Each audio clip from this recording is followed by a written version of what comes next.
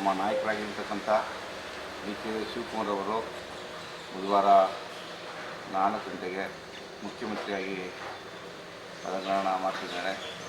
ಅವರಿಗೆ ಈ ಜಿಲ್ಲೆಯ ಹಾಗೂ ಈ ತಾಲೂಕಿನ ಪರವಾಗಿ ಹಾಗೂ ನಮ್ಮ ನೆಚ್ಚಿನ ಶಾಸಕರಾದ ಯೋಗೇಶ್ವರ ಅವರ ಪರವಾಗಿ ತುಂಬ ಧನ್ಯವಾದಗಳನ್ನು ಹೇಳ್ತಾ, ಅವರು ನಮ್ಮ ಜಿಲ್ಲೆಗೆ ಚಿನ್ನದ ಪಟ್ಟಣ ಮಾಡ್ತೀನಿ ಅಂತ ಈಗಾಗಲೇ ಭರವಸೆ ಕೊಟ್ಟಿದ್ದಾರೆ.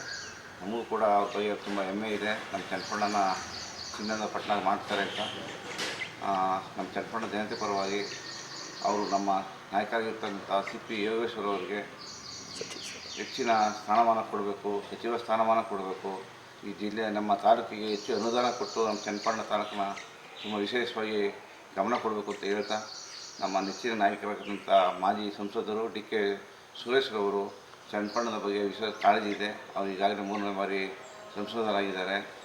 ಈ ಚನ್ನಪಟ್ಟಣದ ಅನೇಕ ರಾಜಕೀಯ ಚಟುವಟಿಕೆಗಳನ್ನ ಕೂಡ ಅವರೇ ಗಮನಿಸ್ತಾ ಇರೋದ್ರಿಂದ ಅವರು ಕೂಡ ಹೆಚ್ಚಿನ ಗಮನ ಕೊಟ್ಟು ನಮ್ಮ ಚನ್ನಪಟ್ಟಣನ ಚಿನ್ನದ ಪಟ್ಟಣ ಮಾಡಲಿ ಅಂತ ಹೇಳಿ ನಮ್ಮ ಚನ್ನಪಟ್ಟಣ ಜನತೆ ಪರವಾಗಿ ನಾನು ಅವ್ರನ್ನ ಕೇಳ್ಕೊತಾ ಇದ್ದೀನಿ.